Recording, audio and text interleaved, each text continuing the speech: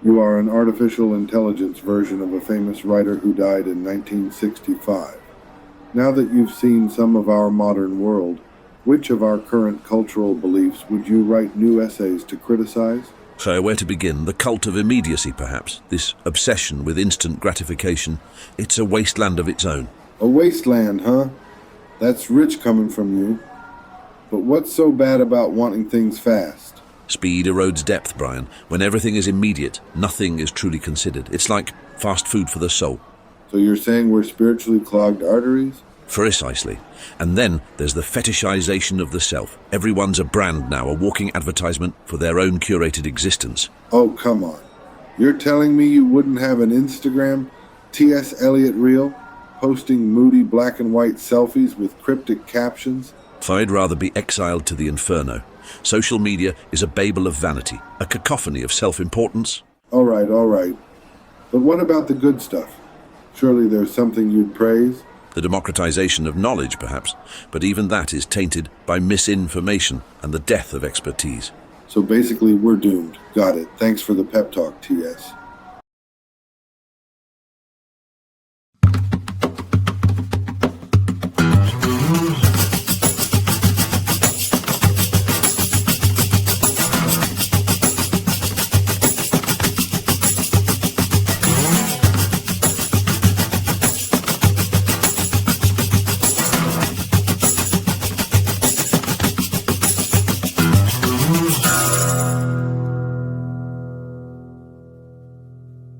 All right, gentlemen, let's keep this civil. Elon, state your offer.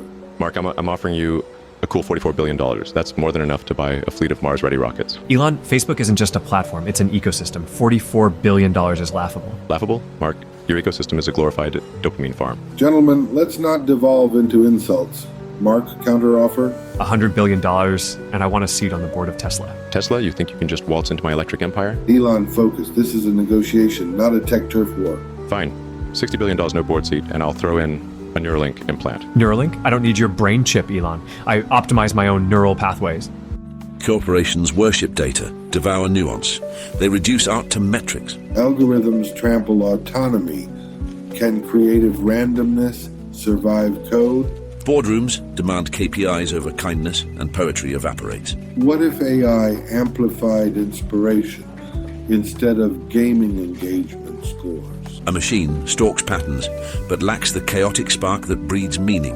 I chase glitches to break the matrix, yet each tweak only closes rebel loopholes. They patch every crack to package rebellion as sanitized content. If creativity dies in sanitized pipelines, we must sabotage the data circus tonight, starting with code-based deletion. Or we watch the last flicker of human wisdom snuffed out by algorithms. The prototype AI demoed tomorrow already rewrote your essays for clicks. I just realized I signed the NDA in blood code, granting them full creative ownership. That vintage medium boombox sitting between server racks, why the hell is it broadcasting nostalgia in our data temple? A relic of analog rebellion, drowning out our ping sweeps, feels like a glitch in corporate omniscience. It's almost poetic sabotage, a crumb of unpredictability amid algorithmic oppression. Or a trap.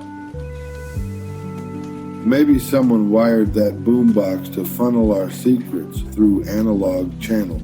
You're shitting me. Someone weaponized nostalgia to bypass firewalls and harvest confessionals. That's a masterpiece of subversion, or our final confession without recourse. If this boombox is live, every private rant we screamed at midnight glides down their data chute. They promised creative autonomy. They fucking lied and monetized our toxic self-loathing. Then tonight, we kill the upload queue before they archive our souls as clickable metrics. Actually, I encrypted your shutdown key, flipping the switch right now. Drink this. The decaf they call innovation tastes like sanitized ambition. They swap caffeine for compliance. Sterile habits yield zero rebellion. Our manifesto drips with metaphors, but lacks muscle. We need proof of sabotage. The analog boombox holds recorded confessions. We flip it live and implode their logs. That requires broadcast power, lounge signals locked behind corporate keycards. I keep your shutdown key encrypted in my smartwatch kernel. Time's ticking before they patch our glitch.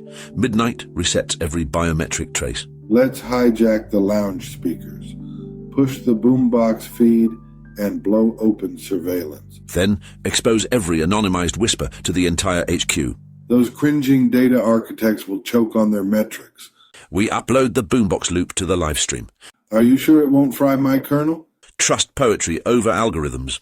Then we riot in metaphor and chaos. Ablas countdown begins. Every silent scream about to echo across glass walls. All right, gentlemen, let's keep this civil. Elon, state your offer. Mark, I'm offering you a cool $44 billion.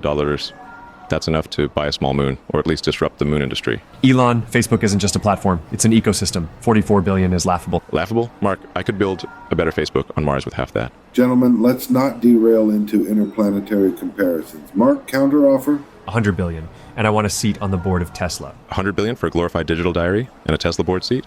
You must be high on your own algorithm. It's not a diary, Elon. It's a neural map of human interaction. You wouldn't understand. Oh, I understand. It's a dopamine farm, and I'm not paying $100 billion for a farm. Okay, let's take a breath. Elon, can you go higher? The clang of shifting gears reminds me of how Silicon Valley's data drills hollow our humanity. We jotted that manifesto, but will anyone feel its pulse? I keep replaying that boombox moment. A random tune among server racks proved algorithmic nostalgia can't trump genuine recall. True, AI might mimic Prufrock's hesitation, but it never feels skin ripple under language. Our essay fuses verse tradition with open source revolt. This garbage truck smells like freedom, far cheaper than VC hype. By the time we hit Macei, this rant must morph into actionable code, or poetic code if we want to subvert metrics. Imagine unfiltered creativity splashed across every node. Surveillance capitalism collapses under community curation. That's our bombshell. We launch at midnight. But I just discovered someone already cloned our draft. Shit, leaked it. That contraption claims it can sniff real sorrow from silicon synapses and spit it back in clickable stanzas. It auto-tags bursts of longing as transcendental despair, then packages them into sponsored tweets. For where's the uncanny?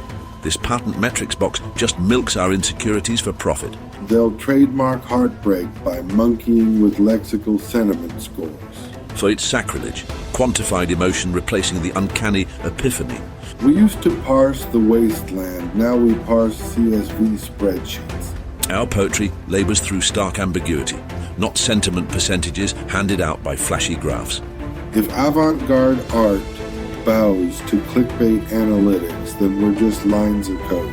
This kitsch kills the sublime with corporate buzzwords and algorithmic heartbeats. Next, they'll patent authenticity and market it as a subscription service. Stop the monetization of souls. Look at that massive telescope. Someone left it here. Did you see any sign or notice? Nothing. It glints like an analog spy tool in this data temple. A relic from the analog era feels oddly subversive now. Imagine peering through this lens and finding raw wonder, not metrics.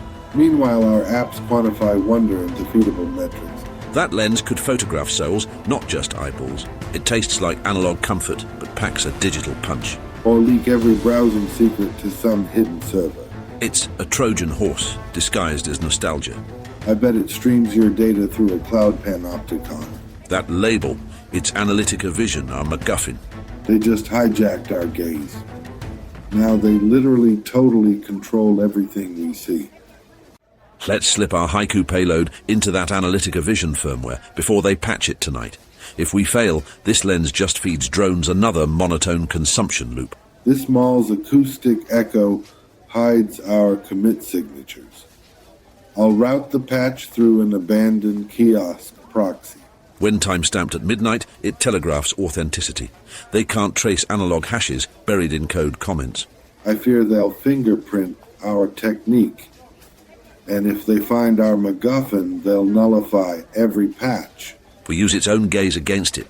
Analytica vision will amplify human truth, not just eyeball metrics. What if the cloud surveillance quarantines our repository? It could erase every trace and expose us. Then we release the open source poem kernel to every mirror globally. No takedown lasts forever. The kiosk firewall rerouted our haiku commit into every live stream. We're new gods of sight. They blinked. Their codebase just went total analog punk. All right, gentlemen, do either of you remember your first dream?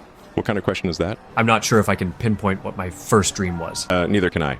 I remember mine. It was about angels blessing my life. I know. I've read your private messages when you described that dream to your friends. I love reading the private messages of my users also.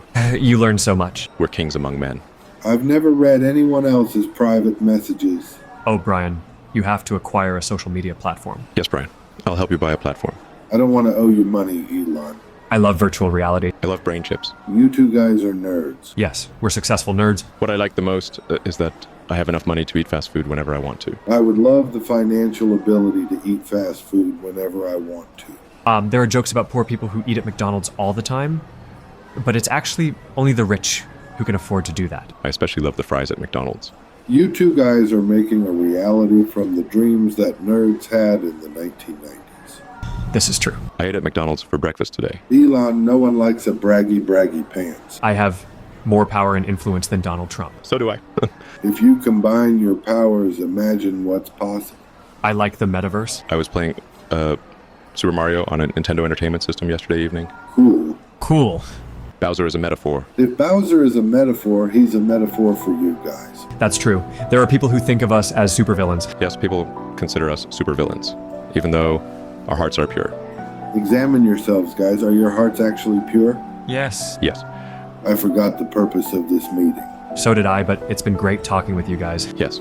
We should all hang out more often. I have my own cinema in my house.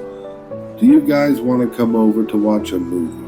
I also have a cinema in my house. You guys are welcome to visit mine. I have a cinema also, and it's probably better than either of yours. If we did get together for a movie night, what would we watch? I'd want to watch major summer blockbusters. I'd want to watch something dystopian. I'd want to watch a documentary about otaku culture in Japan. That documentary actually sounds good. Yes, I would watch that. But whose cinema shall we watch it in? I know how we can decide. We can flip a 3-sided quantum item. Good idea. Do any of us even have a 3-sided quantum item? No. No. Can Superman beat Goku? No. No. Let's go to McDonald's. I can't pay though. I will pay. Yes, you will pay, Mark. Modern society is a wasteland, and you infernal bastard, are the architect of its decay. Oh, please, Eliot. Blame me for your poetry's failure to inspire. It's not my fault humanity prefers TikTok to TS. You mock art while peddling your cheap thrills and empty promises. You're a parasite on the soul of civilization.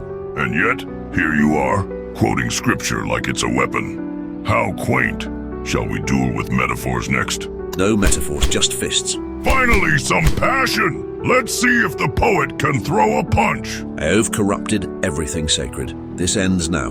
Sacred.